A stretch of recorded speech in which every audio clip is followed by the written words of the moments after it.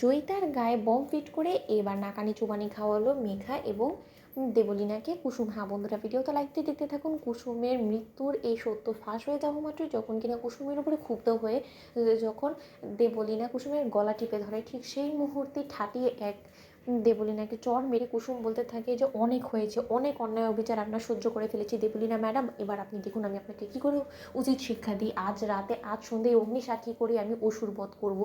ঠিক সেই মুহূর্তে যখন কিনা দেবলীনা বলতে থাকে যে তুমি অসুর বধ করবে, তাই না? তুমি কি মনে করছো এত সহজে এই গাঙ্গুলি পরিবারকে আমি ছেড়ে দেবো?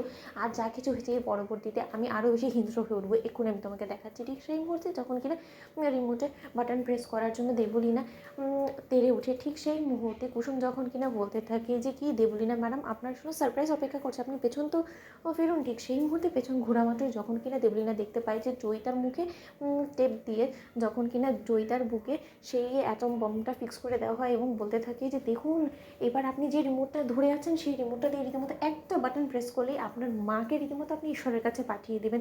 কিন্তু আপনি যেটা বলছেন না যে আমাদের গাঙ্গুলি পরিবারের সমস্ত লোকেদেরকে শেষ করে দেবেন, সেটা আপনার রীতিমতো স্বপ্ন হয়ে দাঁড়াবে, কারণ তাদের গায়ে যে বমটা ফিট করা আছে এখন সেটা অলরেডি আমি ডিফিউজ করে ফেলেছি বম ডিফিউজারদের এনে, এবং তার পাশাপাশি এই বমটা এখন যেটা আপনি দেখতে পাচ্ছেন সেটা সম্পূর্ণ একটা ফেক, শুধুমাত্র আপনার চোখে ধুলো ছোকার জন্য, এছাড়া আর কোনো কিছুই না। এবং আপনি ভাবছেন নিশ্চয়ই যে আমি এখানে কী করে চলে এলাম, আপনি যাকে সাজিয়ে এসেছিলেন কোণে বেশি সে তো অপেক্ষাকৃত অবস্থায় ছিল।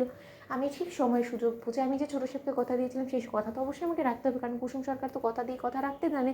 তাই সময় সুযোগ বুঝে আমি আপনার বোনকেও রীতিমতো সেখান থেকে সরিয়ে দিয়েছি। দেখতে চাইবেন না যে আপনার বোন কোথায়? ঠিক সেই মুহূর্তে যখন কিনা মেঘার গায়ে বম ফিট করা অবস্থায় হুইল চেয়ারে বসিয়ে আনা হয়, ঠিক সেই মুহূর্তে মেঘাকে দেখেও দেবলীনা ভয় পেয়ে যায়। এবং ঠিক সেই মুহূর্তেই যখন দেবলীনা বলতে থাকে যে এই সমস্ত কিছু করে কিন্তু তুমি এত সহজে আমার কাছ থেকে পার পাবে না কুসুম, ঠিক সেই মুহূর্তে কুসুম বলতে থাকে আমি তো খুব ভালো করে জানি যে আমার মৃত্যুর ঝুঁকি আছে, আমার মৃত্যুর ভয় আছে। একটা মানুষকে আপনি কয়বার মারতে পারেন বলুন তো? একবার তো আমাকে মারার অনেক চেষ্টা করেছেন, কিন্তু ঈশ্বরের আশীর্বাদে আমি আবারও ফিরে এসেছি, কিন্তু তার সত্ত্বেও এতদিন ধরে আত্মগোপনে থেকেছি তো শুধুমাত্র আপনার উপর প্রতিশোধ নেওয়ার জন্য, তাই না?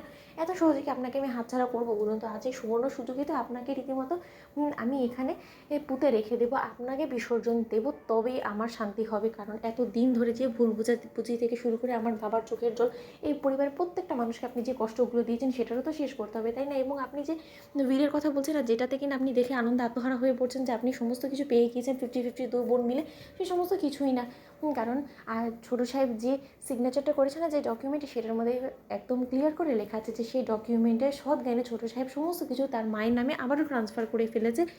এবং এখন এই সমস্ত স্থাবরের মালিক একজনই, সেটা হলো গিয়ে আমার দেবীমা, এবং দেবীমায়ের সম্পত্তি দেবীমায়ের কাছ থেকে কেড়ে নেওয়ার সৎসাহসটুকু আজ অবধি কারো হয়নি এবং হবেও না। তো বন্ধুরা লাইক কমেন্ট শেয়ার করে সাবস্ক্রাইব করতে ভুলো না।